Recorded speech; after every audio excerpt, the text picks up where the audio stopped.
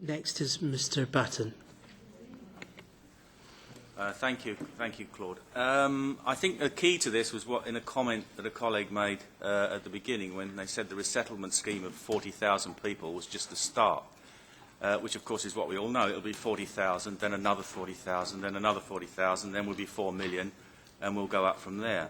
The problem with this is that it's longer that we allow people to come in, then the more people will actually arrive. And as the speaker said this morning, most of these people are actually not families fleeing, not genuine asylum seekers, but young men who are economic migrants.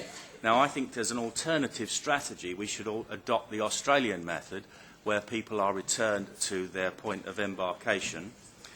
We should have genuine cooperation between the countries of Europe so that they can actually police the Mediterranean in order to do this.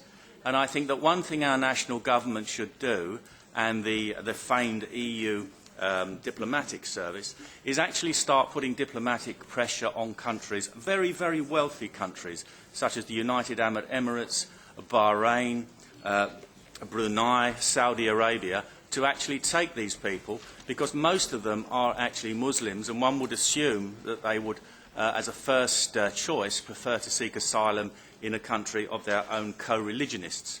My constituents and the people of the UK have had enough immigration and asylum. We've taken in more than our fair share of asylum seekers over the years.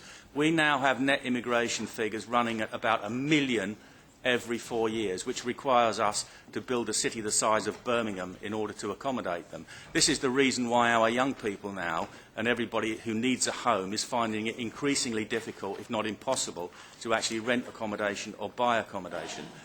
We should adopt the measures that I have proposed so that we take genuine asylum seekers. And let me remind you that the people who are actually being most systematically persecuted and driven out of the countries of the Middle East are actually the Christian populations who've been there for 2,000 years. So I suggest to you that we take some measures that protect our own citizens and address the real issue at hand, which are these people are actually going in the wrong direction.